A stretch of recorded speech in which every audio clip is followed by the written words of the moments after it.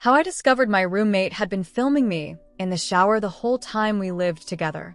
This incident occurred last year, shortly after my last serious relationship ended. My girlfriend had relocated to Alaska to study orca behavior, and even though it was a friendly breakup, we still keep in touch via text and Discord. I needed a change. For clarity, I'm a 29-year-old woman. Let's call myself Sarah for this story. And the names of everyone involved have been changed for privacy. Better safe than sorry, right? I'm not concerned about people figuring out who I am in real life, but I'd prefer to keep some distance. After my roommate Alicia, let's say she's 27, moved out, I realized I could afford our apartment on my own. I have a stable job as a researcher, and I'm considering pursuing a master's degree to further my career. However, I didn't want to live alone, so I reached out to friends, mostly Alicia's friends who had become mine, and learned that Jack, let's say he's 26, was looking for a place.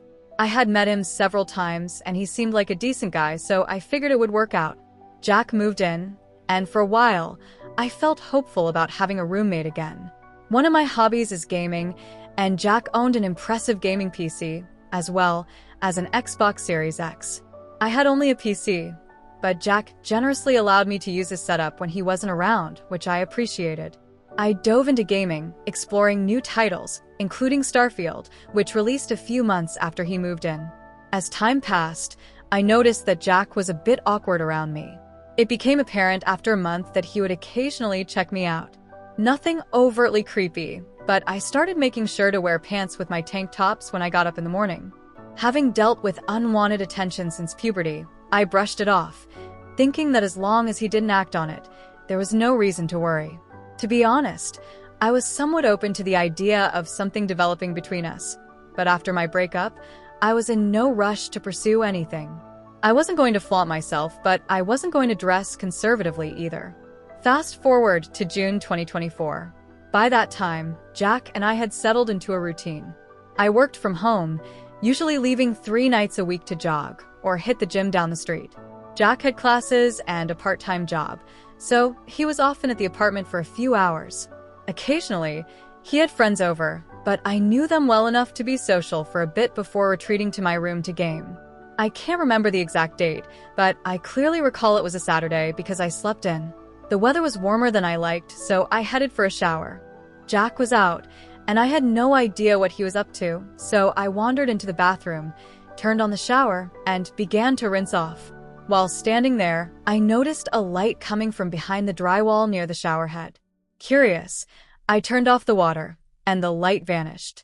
That struck me as odd, so I grabbed my phone and began to poke around the edge of the hole in the wall. After a few minutes of trial and error, I realized the source of the light was a green LED. Even worse, I discovered tiny holes drilled into the wall around the pipe. I hadn't noticed this when Alicia and I moved in. The holes were so small that they were easy to overlook, especially because they were positioned at the edge of the tile. Using a hairpin, I poked around and heard sounds of metal and plastic. At that point, I began to suspect that something was seriously wrong.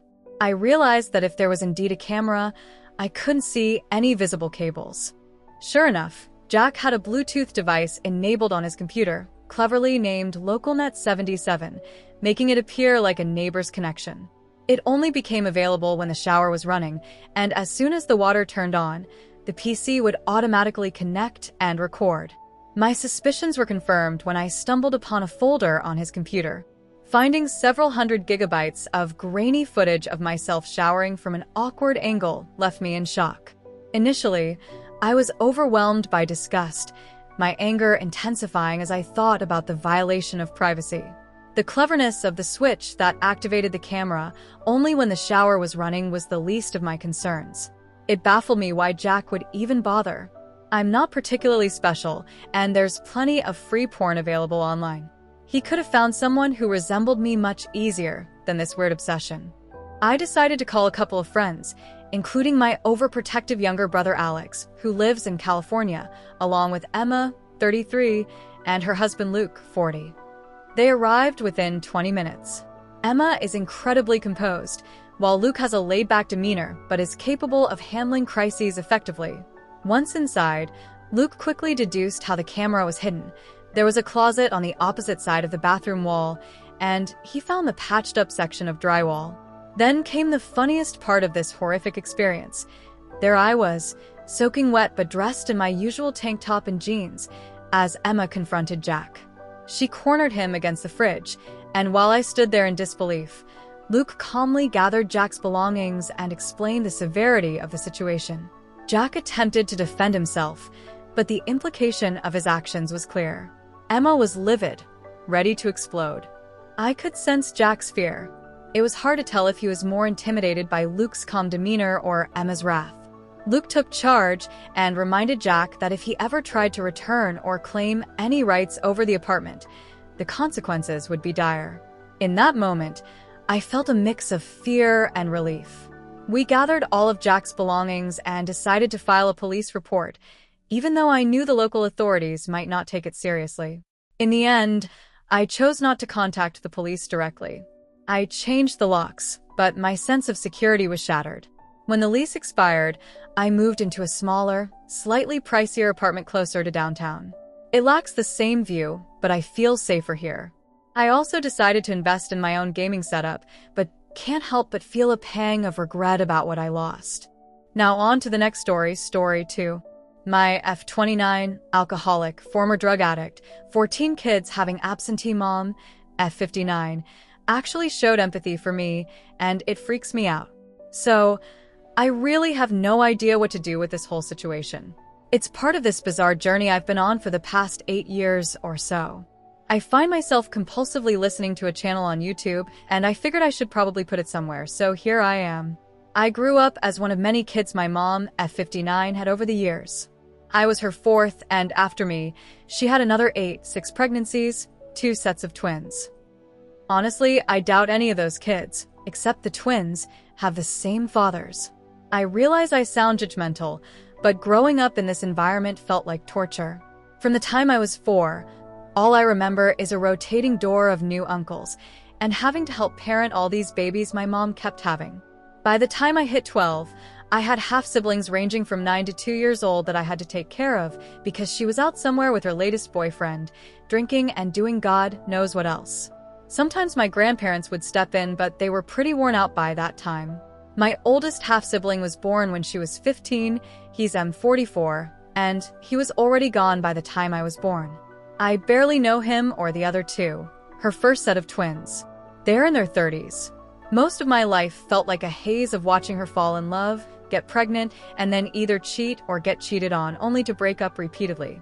When I left at 18, she was pregnant with her 12th kid, and only 38. Now, she wasn't cruel. She never beat us, or anything like that. In fact, she was actually affectionate, as best she could be, and when she was sober, she'd apologize and try to be present. But then the self-loathing would kick in, and she'd go get drunk and meet the next guy she thought would fix everything. When I moved out at 18, I had to cut ties with her to avoid being dragged back into permanent nanny duty. It felt terrible leaving the kids, but they weren't mine. They were hers. I shouldn't have to raise all of them. My grandparents tried, and some of the kids had fathers who actually paid child support. After I left, she did manage to cut back on drinking and stop using party drugs. I went in see with her because I didn't want to raise any more of her kids. She's up to 14 now, the last 4 born in the decade since I left. I know I'm being irrational, but I resent her so much. I'm furious when I think about what my life was like. No idea who my dad was, a mom who was barely there, usually a drunk or high mess when she was, and a never-ending cycle of babies to clean and feed. I started helping with my brother when I was 4. He moved to California years ago, but still sends me Mother's Day cards, and then the next and the next. I had no time to have friends growing up. I didn't even realize this wasn't normal until much later. This fucked with my head, honestly. I developed really unhealthy attitudes towards sex, love, and relationships. When I was 22, I got into my first serious long-term relationship with an objectively awesome guy, M32, whom I've been calling Alex in my previous posts. We were almost moved in together when one bad night happened. He had to work overnight at his second job, and I ended up hanging out with his brother, Matt, M33, and his friends. I got blackout drunk, I hated how my mom was always drunk, so I didn't know my limits.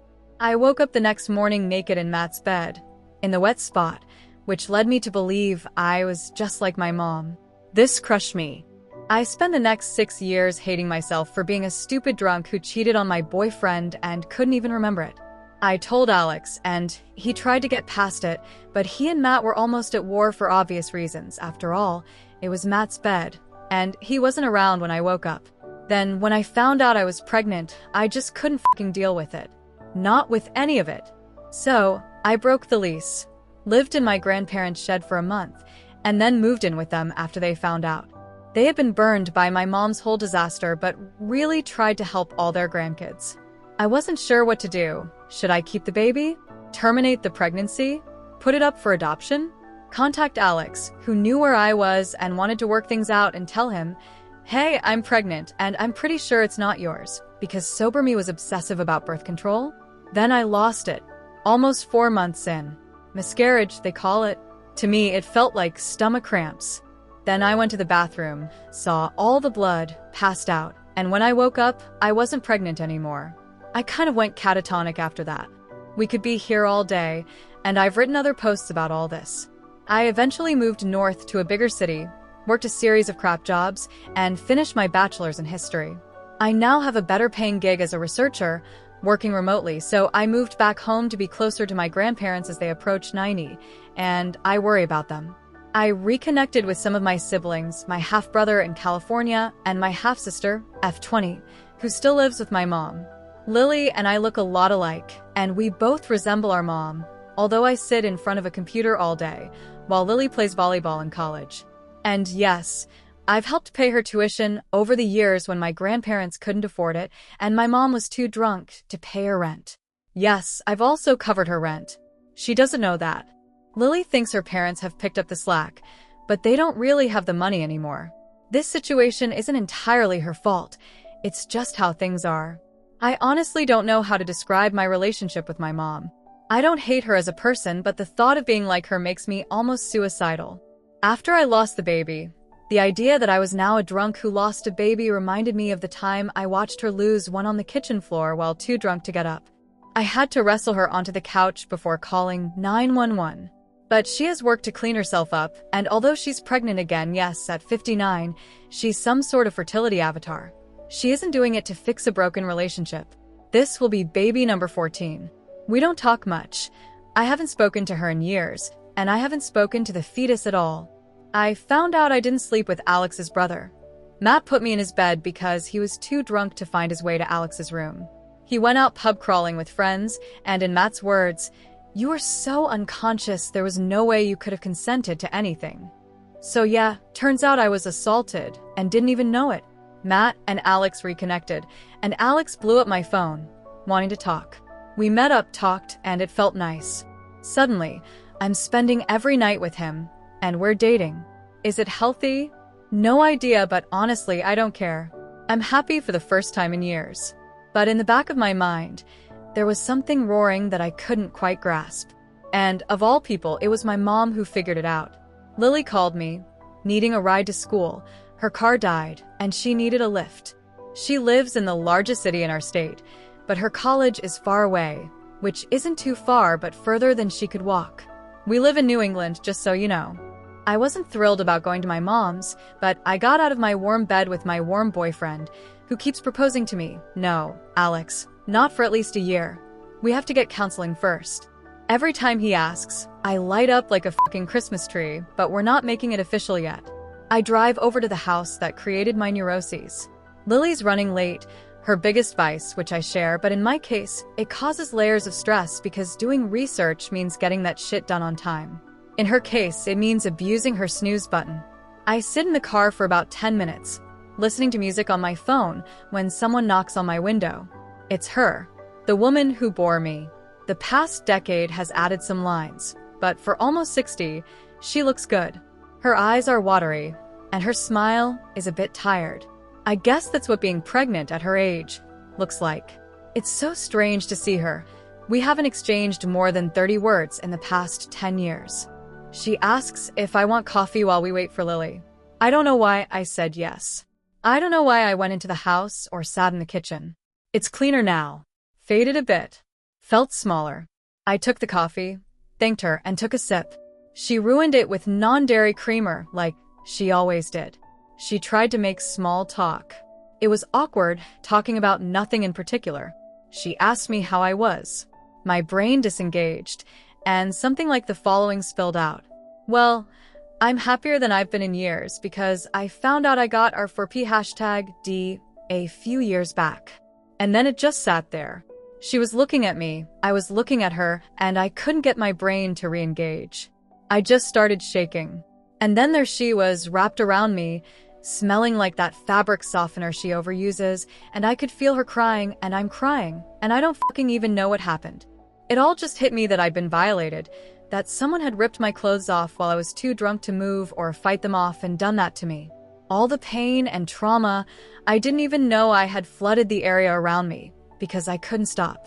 And of all people, it was her hugging me and reassuring me and talking in this voice I'd never heard her use.